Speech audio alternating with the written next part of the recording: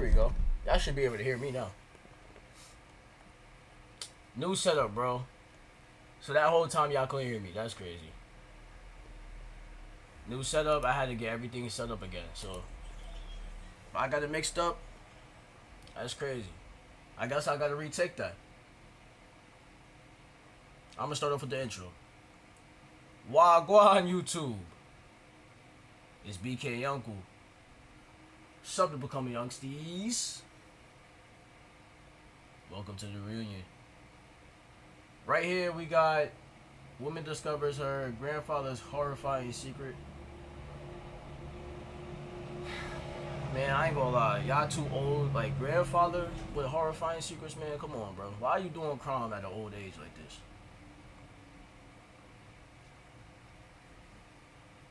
And I already said this before. I'm gonna say it again. I don't see no colored folks, so this looks like the average Joe. Cause you know, I don't want to stereotype. I don't want to do that. I don't want to be that person. But you know how certain colored people be doing certain colored things, and it leads to certain, yeah. We're gonna get into it though. We're gonna see what this talking about. Nice little 40-minute video. Won't be too hard to edit. I ain't gonna lie. Let's see what's up. Ivan, step out here. You got a warrant for your arrest. Also, I got a new setup, so that's why everything's messing up. If I have any errors, y'all gotta let me know. So it's for murder charges. This is 60-year-old Eileen Gowan. She is briefly seen here leaving this apartment complex with a briefcase. This is the last time she would ever be seen alive. 911, what's the address for your emergency? So we're driving down the road to go shooting, and there is a dead body on the side of the road. Eileen's body would be found 13 days after the last time she was seen on CCTV. Police believe she was entangled in a deadly love triangle prior to her murder. But Bro, y'all gotta stop this hate crime shit, bro. Y'all, you can't, like, come on, fellas. Real shit, like, come on. Real shit, man. We can't be out here killing. We can't be out here killing each other over love triangles. If you're in a relationship and it don't work out, just leave it alone. You know, there's no point of you trying to integrate, you know what I'm saying, interact with that, or try to engage and still keep her around or him around, depending on who you are.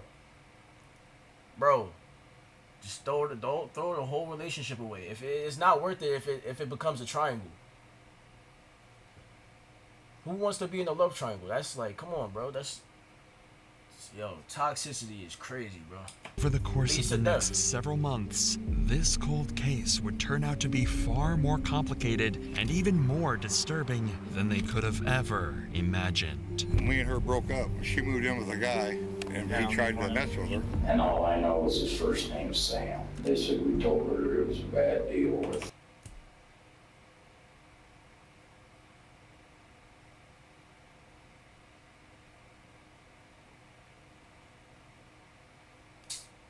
You already know he did it, man. He don't got not one non-guilty look between those eyes. You already know he did it. There's no denying. He's telling me if the cops get behind him, he's gonna run into a There's no denying it. Central 166, be advised. It's their grandfather in the car, and he called them saying that he's possibly going to try to crash the car. I couldn't even read that fast. I'm not reading. On February 13th, 2023, Eileen Gowan was seen leaving her longtime job at Sugar's Diner. She had just told her daughter over a text message that she was on her way. I'm on my way to pick up things from Mike's house. We'll be back to work after. To pick up some things from her friend Mike, who she had recently moved in with, after breaking up with her ex-boyfriend, Sam Brammer, only a week earlier. Strangely, she would specify that her co-worker at Sugar's Diner would be the one to drive her there. However, as Eileen left her workplace, no co-worker would show up. Instead, strangely, her ex-boyfriend Sam would be the one to pick her up. Hours Let would her go go, by, bro. but Eileen Like, would what? never show back up to Sugar's. The owner of the restaurant, Megan, would begin worrying as to where No, like, real, like, come on, bro. If you got an ex, you really gonna pull up to her job because you still love her? Bro. Like, I get it. It depends on how long you've been in a relationship for and how you gonna react off of it. But, bro, coming to her job, bro, after a breakup is crazy. What are you at her job for? To talk? If you wasn't there to talk things out, why pull up in the first place? You're gonna kill her because, like, come on, bro. I already know you did it. Eileen could I have don't have gone to explain and that. started frantically Why am I sending her flashing? messages, asking for her whereabouts. But oddly, Eileen, are you okay? You're not back yet.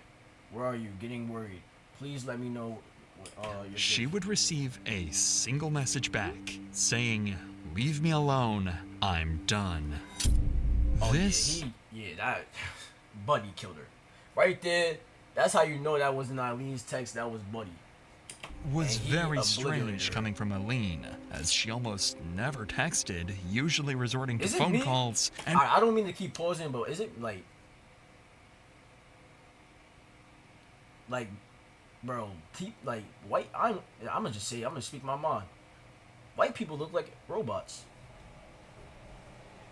I don't know if that's crazy to say. If you took offense, I didn't mean for you to take offense, but that's just, to me, that smile looks like you have, like, it looks like she don't even have, like, a certain soul. Like, there's no, like, soul behind that smile. You feel me? It's not, I'm not even saying that to be like, I'm saying, like, I don't want to be racist. I'm not being racist. I'm not trying to be crazy. You know what I'm saying? I'm not speaking crazy. I'm just speaking my opinion. I feel like, not all of them, but some of them definitely do look like robots. There is no soul behind that smile. and was often extremely responsible. Something strange was going on. The That's day my would go intuition by, talking, so I'ma and trust it. It's Eileen my would gut. never be seen. The following day, Eileen's daughter would file a missing persons report for Eileen to the Council of Bluffs Police Department, and an investigation began. Detectives would begin collecting CCTV footage from everywhere in the town to try and fully document where Eileen went the day of her disappearance. But this would be quite the lengthy process. So without anything to go by, police would start asking her family and friends.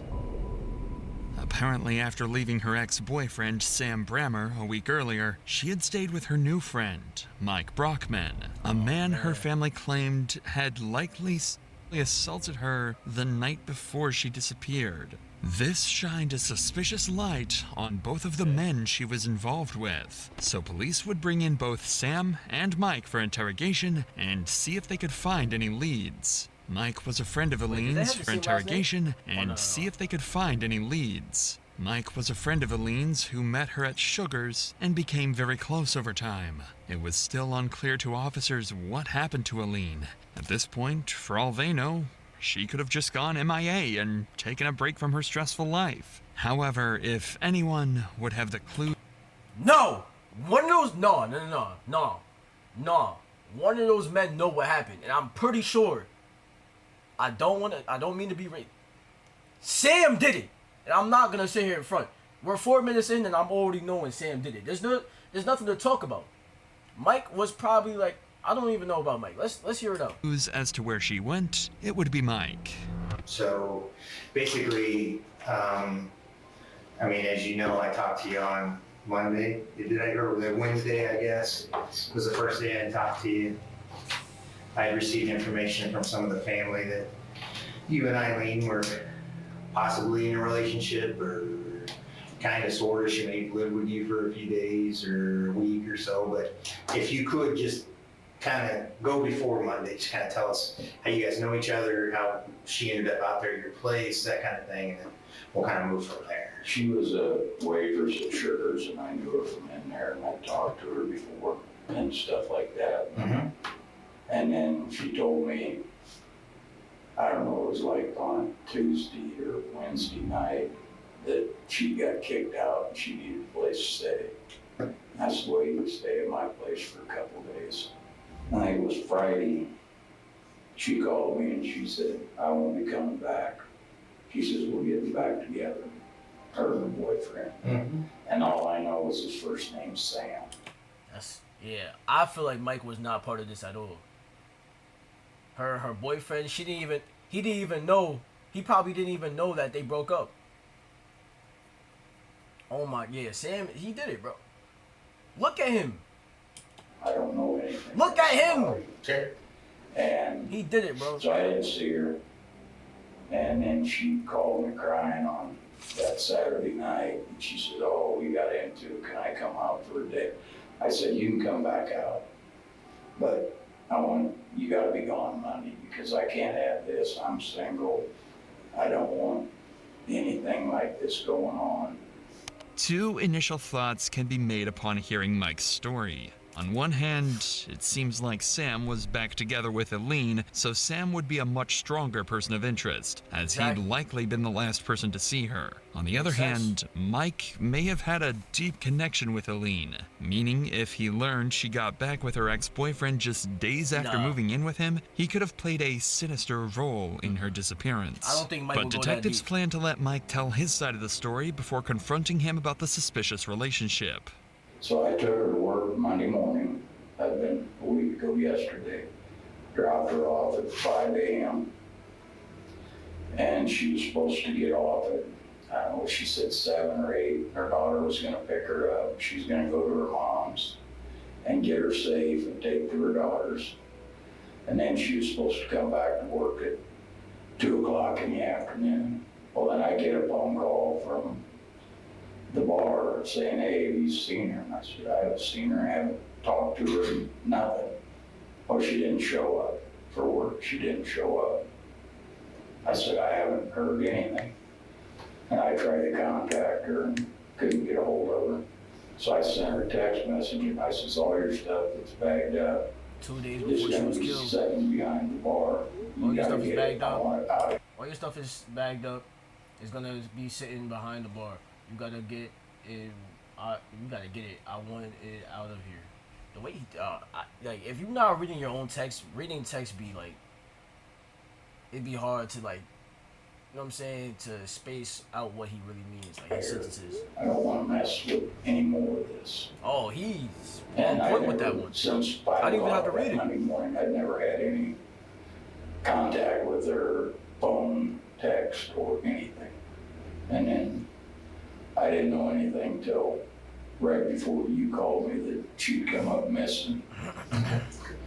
Mike would go on to claim that he never had any sexual relationship with Eileen and that she stayed in a completely different room to him while living in his house. However, detectives know more about Mike than he thinks, and with some information Eileen's close friends shared with them, they don't believe he and Eileen were just friends. Has anybody said anything to you that Eileen was saying anything about you? Have you heard anything about her making any statements about you and your... I'm not gonna lie, bro. This cut is insane, dog. If I was like, hey, don't take it from me, but some higher species, some higher being is telling me just cut it, bro. I would have cut it. By then, like, hairline is just going straight up at a 90-degree angle. Not even 90 degree. I'll say that's a obtuse angle right there. Because you see, like, I gotta show you with the mouse. You see how, like, it goes down and it goes right here? You would think that's a 90 degree, but it's like, it's edged back by, like, probably like 10%. That's definitely an obtuse angle hairline. And me personally, I'm not going for that. And then to have a little patch puff right here in the front, it's just not helping your case, because really your hairline just goes straight up your head, and then you just got this patch right here. I would have just went bald by then. I'm so serious. I can't go through life knowing I have a crazy unconstructed hairline like this, non-structable hairline. Yeah, I would have just cut that off. behavior while she lived or was staying with you out there? No, Not to be rude or So nothing. did you haven't heard that she may have made a statement that you possibly assaulted her while she was out there? no. Okay.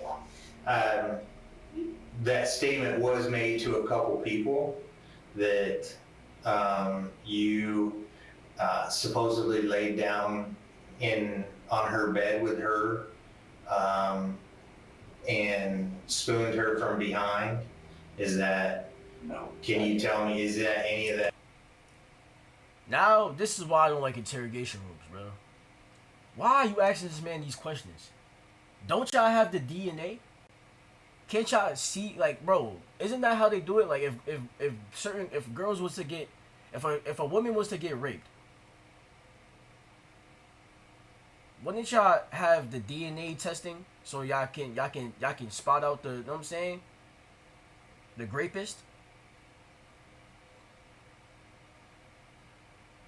Am I wrong? Isn't that how they find out who the criminal is? Why are they sitting here asking him questions to see if he'll lie? I understand this is an interrogation room. They're trying to get the truth out of him, and if they can't, they're gonna send him to jail with evidence. But do y'all have evidence that he, you know? Otherwise, why are you asking this? I'm pretty sure they don't have evidence. They probably don't have evidence, because why would they be asking him this question? Because they would know that it's not true. They don't have evidence. This is why you don't. If you're in an interrogation room, bro, if you're gonna be a criminal, be a smart criminal. And I'm not saying that to uplift criminals and being, you know what I'm saying, living in the streets, being on doing that criminal activities. But if you're gonna be a criminal, bro, be smart. If you in an interrogation room, bro, why are you saying anything without a lawyer? There be a lot of criminals that I watch on these, and they speak as if, like, whatever they say is gonna swindle a detective. You're not gonna swindle a detective, man. They do this for a living. Especially if you're on a first-time offense. Why would you say anything in an interrogation room? That accurate, any of those statements? I would not You can't be dumb, that, bro. 'cause like I said, she was a loose cannon, and I mean, she's scared. I mean, I guess here's the deal. You're a grown man, she's a grown woman. You know, if there was any type of whatever contact between you that was consensual, there's absolutely nothing wrong with that. I mean, she was crying that first night she come out, and I hugged her. Okay. But there was no sexual relationship, no asking for it or anything. This information is, well, concerning, considering it would be unlike Elaine to make up blatant lies of this magnitude. However, with little to no evidence, other than a few rumors coming from her friends, police can't harp over these allegations and decide to wrap Mike's questioning up. At this point, Mike is still considered to have potential involvement in Elaine's disappearance, but with a lack of leads, they direct their attention to the only other potential suspect, Elaine's ex-boyfriend, Sam Brammer. You already met Detective Dyer. This is gonna be good. First names, but yeah. This is Yeah, this is Detective Dyer. I'm the sergeant that you talked to on the phone. My name's Ted Roberts. I'm a sergeant. You got, when I got on the phone with you, Look at him, I was the man. last I person don't to know see what her he's off. saying in my I chat. didn't say man. that. Come on now. Yep. I didn't say that. Yes, you did. Yeah. Yes, you sure did. I said you were the last person that saw her before she went missing. Sam wasted no time adding more suspicion onto his name. The phone recording shows that the detective never mentioned Sam being the last to see Elaine alive. Elaine has been missing for less than 48 hours apologized. at this point, so the facts that he's already alluding to the idea that Hold on, man. I gotta just ban him for like a couple of days.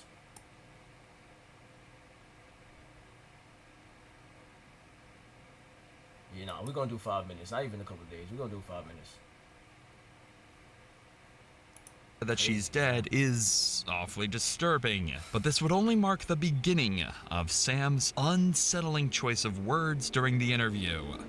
As you said that, I got the phone, I said, oh, no, I wasn't arrested, so I could have a lawyer. Yeah, no. Yeah, that's I think you misheard me there. I got it recorded. I'll have to go back and listen to it. But yeah, I'm pretty sure that's not what I said. But I mean, basically, we got a crazy deal here where Eileen is evidently her family and everything else. She's never done this kind of thing before. She's never just took off and gone. They all know What she does is she comes to me, and she's moved in with me 4 or 5 times. But usually when she moves in with me, she stays away from home. Yeah, because they said they talk every day. The daughter and her talk every day on the phone or whatever she says. Yeah. If they need something, then they'll get hold of her. Okay. Just like when she got arrested for a DWI, she went to jail, they finally bailed her up. What did they do? They took her and dropped her off at the bar. Okay. And she was homeless. Okay. If you could, I just need to know what went on Monday morning. What happened Monday morning with you? She texted me. Okay. And wanted to know if I would come and get her, because one of her friends supposedly was supposed to come and get her, and supposedly ran out of gas. So did she tell you the friend's name or? Mm-hmm. Okay. So I got there. Look how this dude is holding his melon. He's like, oh, I already know he's about to lie, cause he is, bro. He is. He's about to lie. He's And about I to said, lie. I'll be there in a minute. She goes, don't come inside. I don't want Megan to know that we're back, or you're with me. I said, okay. And I pulled up, she gets in the truck. We take off, run out to this, supposedly the one that tried to do something with her. Mm-hmm. And dropped her off there. I might be a detective. I don't mean to keep pausing the video, but notice how Sam is the only one that brought up Mike's name.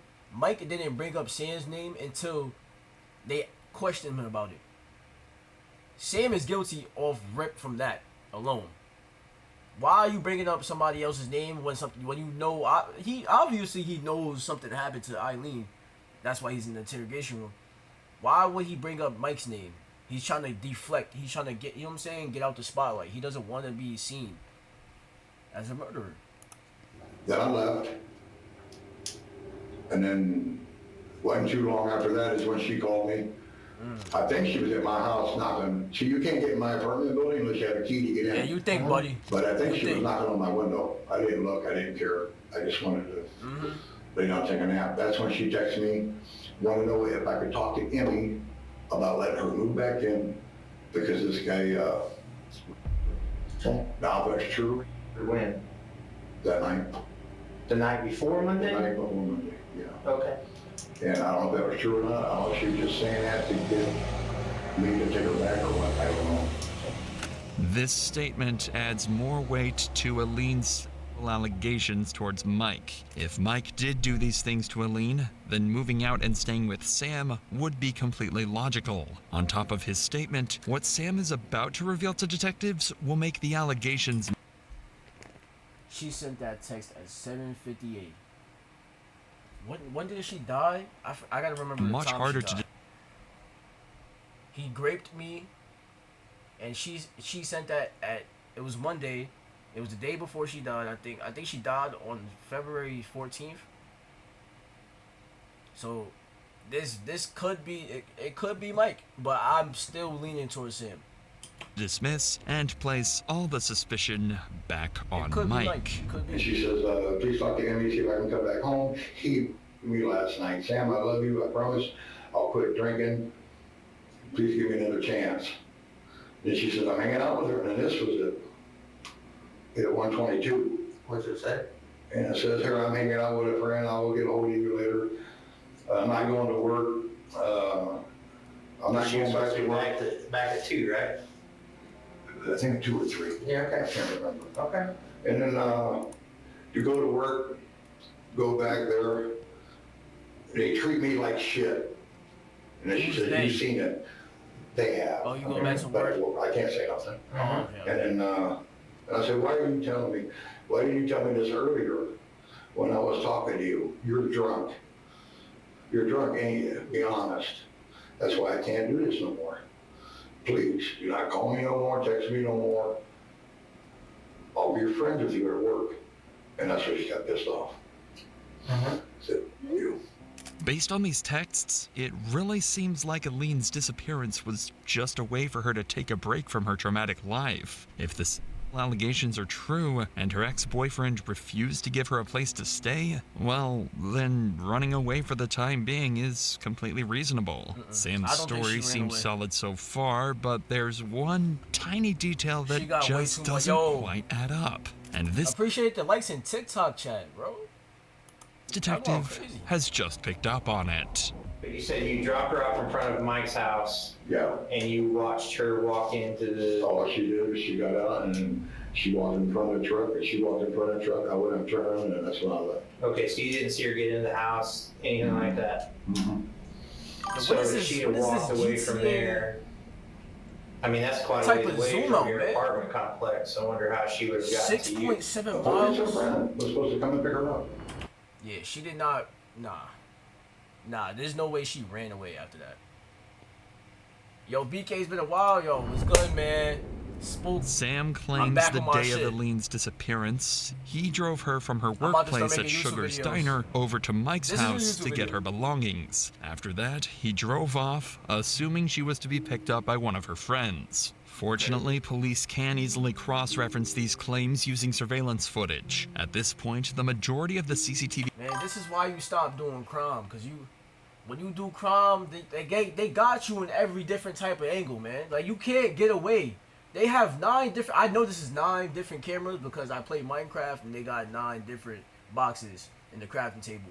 That's how I know. Like, this right here, bro, this is how you know. You guys, like, you just gotta quit the time. Look, they got different cameras on different times. 2 cameras have it when it was snowing, and then they probably have like different cameras in fall, all year round, bro. You gotta, like, yo, y'all gotta stop doing crime out here, bro. Real. Camera footage has been obtained from the day of Eileen's disappearance, so detectives quickly wrapped up Sam's interview so that they could further investigate his claims. Additionally, the detective would apologize for assuming Sam's earlier word choice was suspicious. After nearly 48 hours of compiling the surveillance footage from around the town, officers managed to put together a complete timeline of Sam and Eileen's car ride. That's what I said. That's what I said. I knew it was at different 8:30 a.m. on February 13th, Eileen would patiently wait at her work, Sugar's, for Sam to pick her up. Eileen needed a ride to go and purchase a new apartment since Mike had kicked her out. She would tell her boss and daughter that a friend was picking her up because she didn't want anyone to know her and Sam were back together. Eileen and Sam would first drive to her mother's apartment, Dudley Courts. She would be seen carrying a suitcase-like object out from her mother's apartment, then leaving with it. This would turn out to be a safe containing $1,200, which she had planned to use as a down payment for an apartment. At 9:30 a.m., they would drive directly to the Sherwood apartment complex to purchase the apartment. However, the complex happened to be closed, so they were unable to purchase anything. This is where the timeline starts to deter from Sam's claims in the interrogation room. From 9:45 to 10:30 a.m., Sam's car can be seen driving all across town. He went in multiple circles and even made a quick stop to Burger King at 10:30. However, he never drove Eileen to Mike's house like he had claimed. In fact, Sam's car can be seen driving in the opposite direction to Mike's house the entire morning. This is concerning, but it would only get worse. For the next 2 hours, Sam's truck goes off the grid. It's completely unknown where he went, and no CCTV cameras had managed to capture his location. Luckily, at 1 p.m., his truck would appear back on the same streets he circled on for hours that morning, and eventually, he would make his way back to his own home at the Cottonwood apartment complex. But things were different in all the recordings past 1 p.m. Eileen was no longer with Sam. Cameras had clearly captured that Sam was nowhere near Mike's house. What did I tell y'all, man? Intuition. I told y'all. I knew Mike had nothing to do with it. I don't even believe. I think realistically, what had happened probably when they was like, when they got the text where it was like, oh, Eileen was like, oh, he raped me. She probably texted Sam that so she can get back with him because, mind you, this is Sorry, this is a love triangle. Mike is just like, he's just like the outsider for real. It's really just her and Sam, but Mike is like led on into it. So that's why like Mike is what makes it a love triangle. But Mike is not, he's not too deep into it. He don't really care about her. Mind you, he did say he never had sex with a girl. There's no way he's that deep into, you know what I'm saying, into the relationship with Eileen. I keep saying Eileen. There's no way there's no way he's too deep to want to have to like kill her. I knew Sam got rid of her. I don't know what he did with her, but I know he got rid of her. Entire day, so why would he feel the need to lie about where he dropped Eileen off? Exactly. This footage paints Sam out to look awfully suspicious. And while both Sam and Mike have some strong dirt to their name, Sam's clear lies convince officers to bring him back to the station the very next day. Test her below the belt. Test her below the belt for DNA. I bet you're not gonna get Mike's DNA. Yeah, this time to confront him on his false alibis. Unbeknownst to detectives, this very interview would spark a months-long game of cat and mouse involving a high-speed pursuit, unsettling clues, and a chilling discovery. But before we get to that, let me tell you about today's sponsor. In care from Brammer every all on the ship staff for your. That said, let's get back to Sam Brammer, who had just been brought back to the interrogation room to explain the inconsistencies in his alibi. The other day when we were in here, you told me that you got a phone call from her and you went to pick her up from her. So if you could do me a favor and just kind of go through that timeline again. We know that it was somewhere right around at 8:30. So if you can just kind of go through that timeline again as far as... I'm not too sure on the time. Okay. But anyway, she texted me that morning, and I didn't text her back. I called her, and she wanted to know if I would come and get her, because some girl was supposed to pick her up, and she ran out of gas.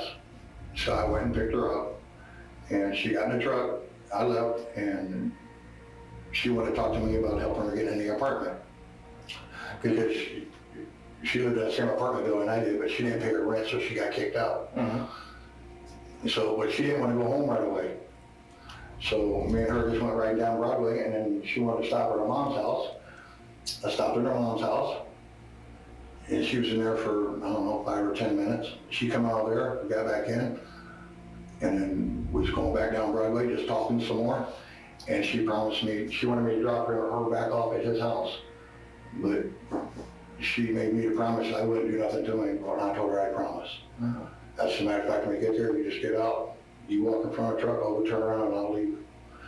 And she says, okay. Okay, so you went up there, you dropped her off, then what'd you do? And as soon as I pulled up, and she didn't want me to go in the driveway in case he was there. Okay. And she got out of the truck. When she got out of the truck, she walked in front of the truck, and that's when I went straight, turned around.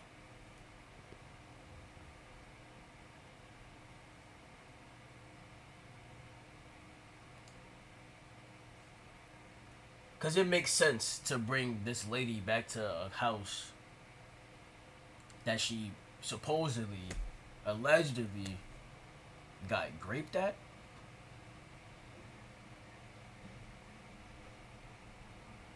Mike, you're not making sense, man.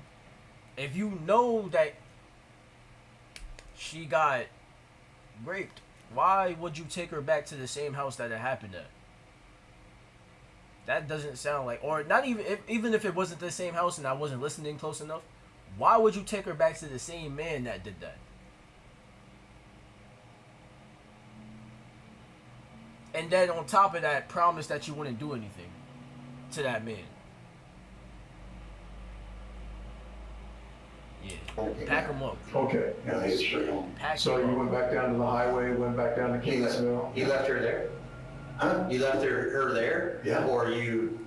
No, she got out of the truck. She didn't want me to come in. Just a second ago, you said she went in, grabbed clothes, came back out to your truck, and you guys left again. No. That was at her mom's house.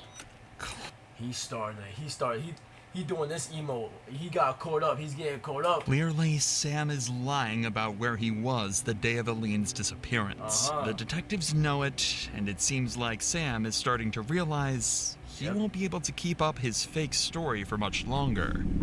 Man. Even after being told that cameras show him nowhere near Mike's house the entire day, Sam insists on his story that he did in fact drop Eileen off at Mike's house. With this, the detectives would take a brief break from the room to watch the footage over again, just to triple check that Sam is 100% lying. And to nobody's surprise, the footage showed Sam on the opposite side of town during the time he claims to have been at Mike's. So when the detectives return to the interview room, they'll use this information to try and get Sam to own up to his lies.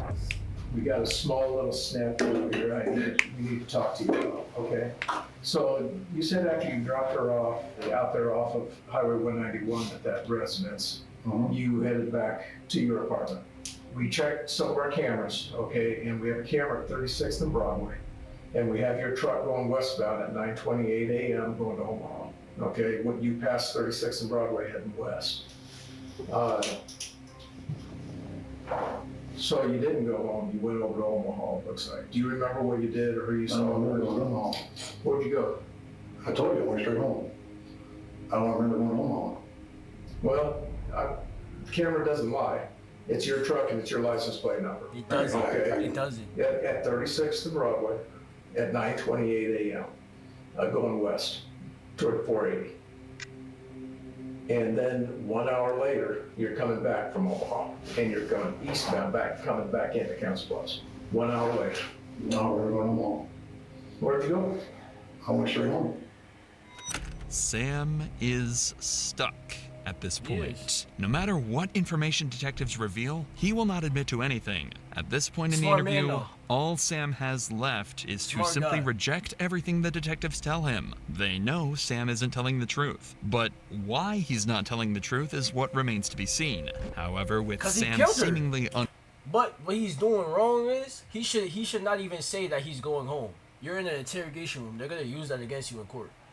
What you should have did, I'm not supporting him, but if you're gonna be a criminal, bro, be a smart criminal.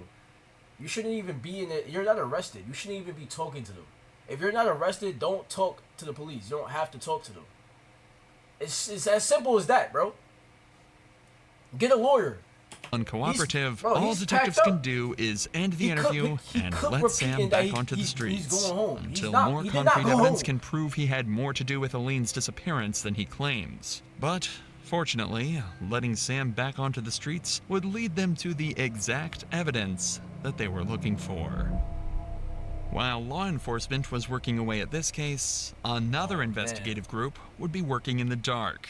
Eileen's family. Everyone held hope that Eileen was still alive, but with time passing, her family was demanding answers. Sam and Eileen had a long history of arguments, physical assault, and much more that the family was well aware of. They knew Sam had more information about Eileen's whereabouts than he had told them. He was the last one to see her, bro.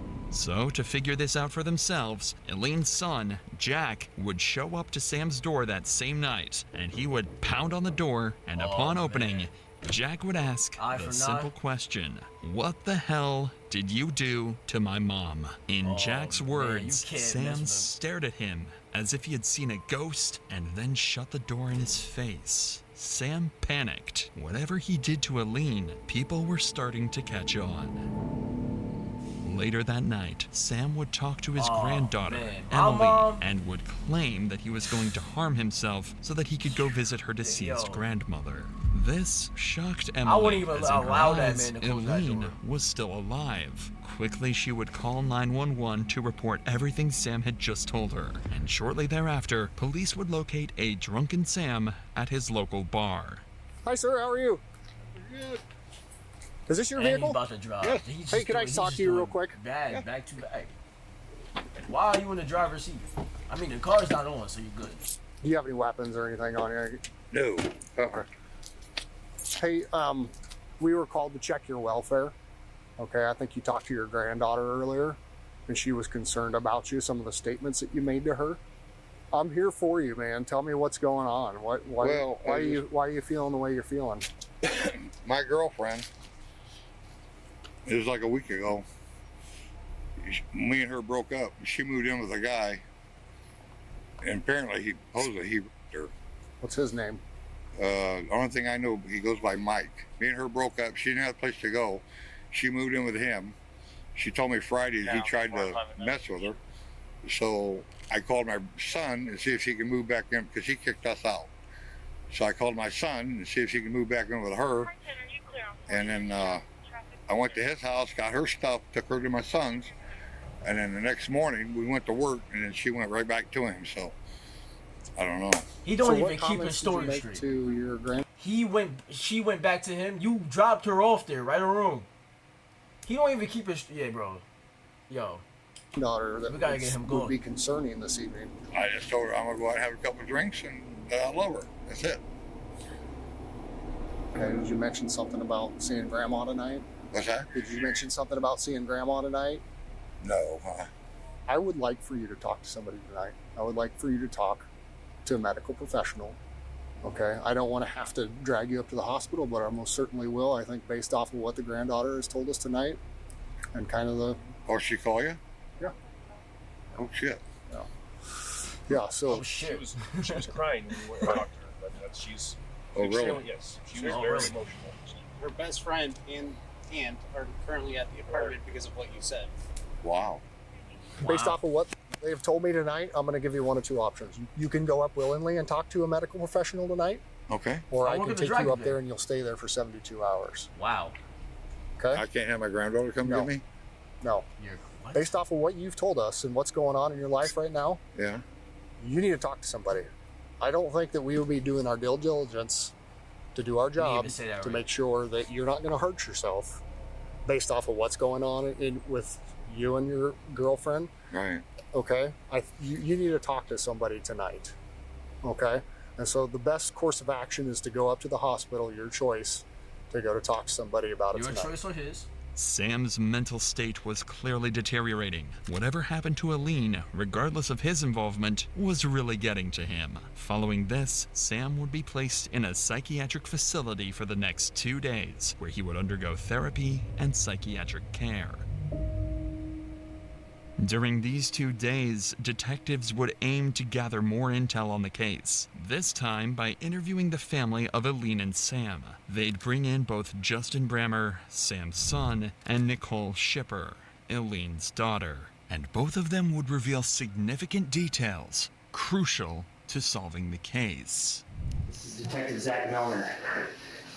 I just want to get as much history as you can tell me or talk to me about when it comes to your mom. What was their relationship like over there? Not a healthy one. Okay. What do you mean by that? He didn't like her drinking. He thought he could change her. Yeah, the from whole family slow, trying to work get against her to him. stop drinking.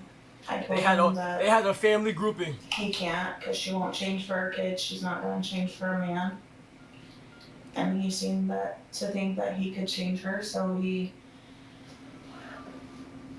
kept trying with her. But there was things on his part and her part that were not healthy. They both had jealousy issues. He has Jealousy a very issues. short temper, Anger issues. very short temper. Trying to And show one ya. of those things will set him off, and it's like ridiculous. When they were good, they were good. But when it was not, I was constantly in the middle of it because she's my mom and that's my boyfriend's dad. And They were good when they weren't drinking, especially when she wasn't drinking.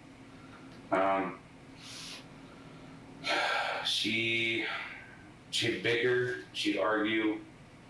They start arguing. It just escalate. Next day they were fine. They go to bed angry. Did you ever see it get physical? No, never seen it physical. He told me she grabbed him by her neck a couple times, but that was about it. Okay. Why would he grab her by the neck? No, she grabbed him by the neck. Oh, okay. It seemed like Sam and Aline had a rocky relationship, but it rarely escalated to the point of violence. Toxic and love, if the man. fights did turn violent, it was Aline doing the physical harm to Sam. The week prior He probably got tired of that, last man. Monday. He got tired of that, What's man. He was like, They're separated. he was like, he had her in the car, like, you know what? Hand on the thigh. He like, you know what? Those times you used to put your hands on me. Like, that's what he had her as, man. It's not funny, but it's like, yo, yo, I'm telling you, bro. Women gotta stop putting their hands on these men, bro. They start to like tweak up. I was taught my household, like, don't ever put your hands on a female. Just walk away. If you have to like defend yourself, like block a little bit, then you can do that. You know what I'm saying? Weave out the way, like, but you know what I'm saying? You don't ball this up right here and deck her right in the chin piece. You feel me? Like, I've never been taught that in my life. But there are men out here that probably didn't care. They didn't have the same relationship with their moms like I did, and they don't care. Like, you know what I'm saying? They left shoulder rocky and shit. You know what I'm saying? Like, I don't know. She called me. You gotta stop, yo. Women, stop putting your hands on these men, bro, because you might do this to the wrong She don't man. want to get back with him because she's tired of him throwing her out for little reasons, and she's sick of not being able to have a stable home because he just gets so mad at the smallest things and just kicks her out.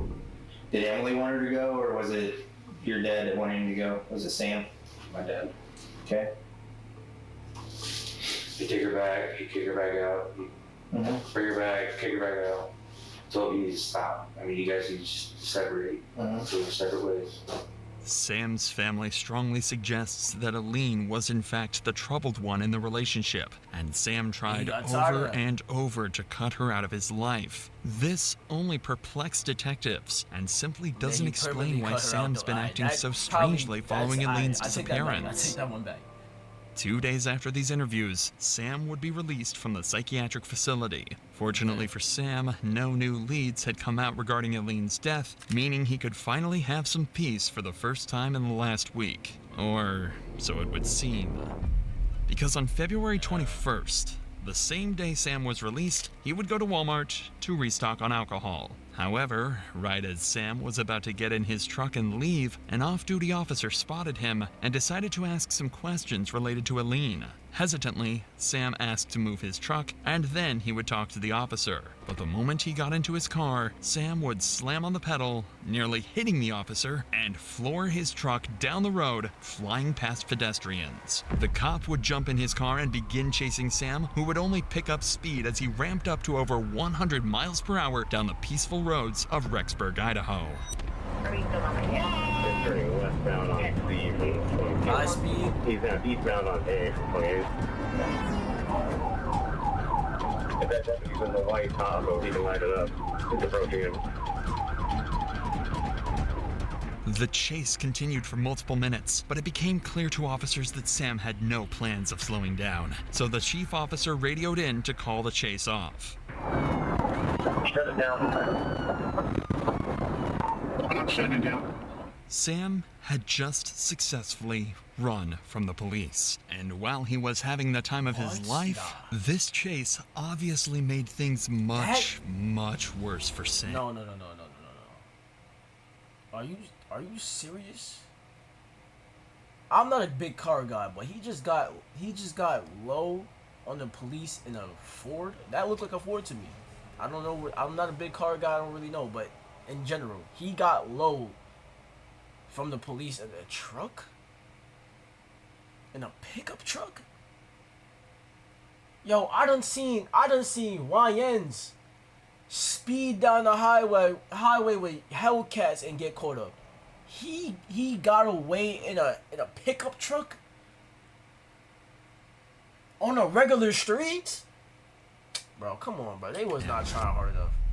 Not only was he now highly... Where is this place at, man? They need to update police. They need to update police force in this area. Where are they at?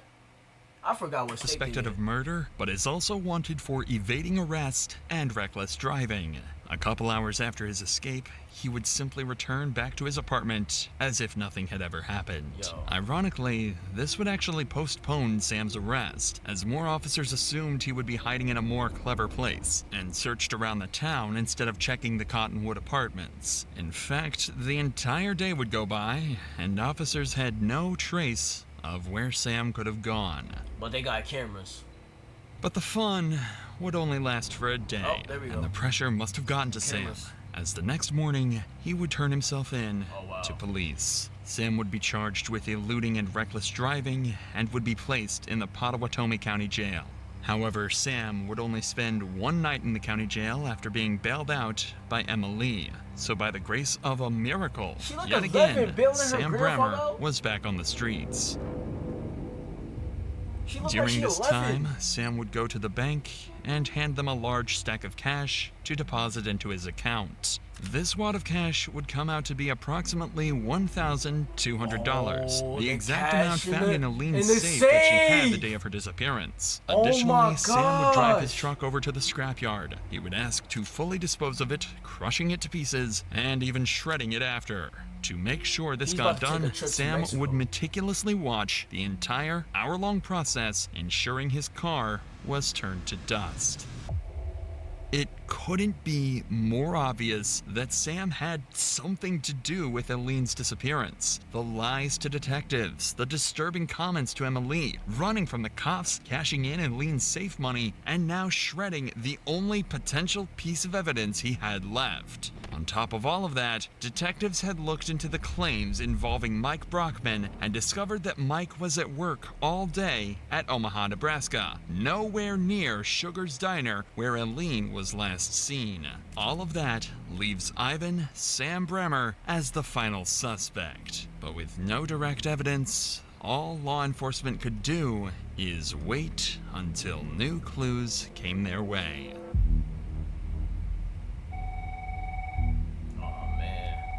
911, what's the address for your emergency?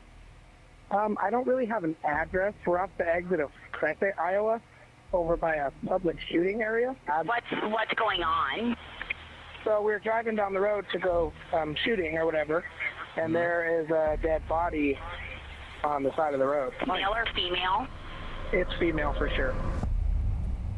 On February 26th, Eileen's body was found underneath I a thought she died bridge the just 14th. miles away from Sam's apartment. Oh, she probably died the the body 14th, but was unrecognizable, was found on but the 26th. clothes matched the exact outfit Eileen was wearing the day she had disappeared. Someone had killed her. Medics would pronounce Eileen dead on the scene, and she would be taken to the hospital to get an autopsy done to determine her cause of death. But her results would come back strange. Eileen had 8 blunt force impacts to her head and a fractured front tooth. Well, gruesome. None of these injuries were sufficient to cause her to die, so her cause of death would be ruled as undetermined. What y'all think y'all? What the? Oh. What y'all think he did? Unfortunately for police, this meant they wouldn't be able to immediately charge Sam with murder. However, with all the sufficient evidence they'd gathered throughout the course of the investigation, they had enough to charge him with abuse of a corpse. Quickly, they'd receive an arrest warrant, and for the 4th time that month, officers would arrive at Sam's apartment, this time to finally seal his fate. Get him out of there. Hello. Back him Morning. up. We're looking for your grandfather. Oh, Is he she's here? not 11. Okay, just one second. Just go. She is a grown woman. Sam, right? Goes by Sam. Okay. Is there anybody else in there? No, just him. He's sleeping. Okay. Has he got any guns or anything like that? Okay. Well, he's got a warrant, so we need to talk to him. Just let that officer in. I'll be right there.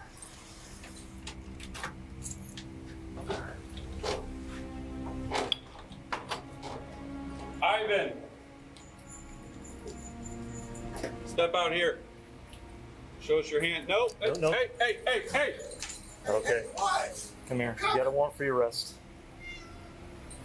Meow. Nah, the I'll cat. let you smoke that. Yo, if I you- love cats, man. I need a cat. I need a cat. Oh, you can smoke it. All right. All right. Get my shoes. Yeah, we'll get them. Yeah. We'll get them. I'll put What am I two. on the for? Huh? What am I on the wrist for? I'll explain here in a minute. All right. Stuff that I can use of a corpse. What the fuck? Okay, he'll be Pot County. He'll be able to call you in a little bit. Thank you. Sam's games had finally come to an end. Sam would eventually go to court for the murder of Eileen Gowan. Forensic pathologists would spend weeks investigating Eileen's death, and eventually, they would discover zipper marks on the neck of Eileen, signifying that she was strangled to death, likely by Brammer. This pile of circumstantial evidence That's crazy how they seemed can to be get enough everything for out the of an jury, autopsy. and on November 17th, 2023, Ivan Samuel Brammer was charged with second-degree murder, abuse of a corpse. Jeez, bro. That's February, March, April, May, June, July, August, September, October, November. That's 9 months it took him to get arrested. And theft. That's He was crazy. sentenced to 65 years in prison. He not even gonna live that long. Yeah, they packed him up, man. I ain't gonna lie. With that being said, I ain't gonna hold y'all up too much. If you want to continue watching my live, come to my TikTok, Twitch. I'm talking to Twitch. Yeah, bro.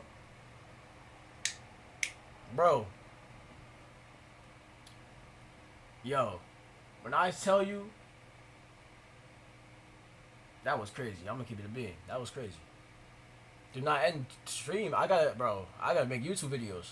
But if you want to, that's what I'm saying. If you want to continue watching me live, come to the Twitch. I'm at the TikTok. Come to the TikTok. You're gonna be able to watch me. I'm gonna play games, all type of shit. I ain't ending the live yet. But yeah, Twitch. We gonna what was my goals again? I need to hit 50. I need to hit 50 on Twitch. 50 followers on Twitch. We on the road to hit 50 followers on Twitch. 100 subs on YouTube, and you know what I'm saying, start to go up on start to go up a little bit on TikTok. But with that being said, man, we out of here.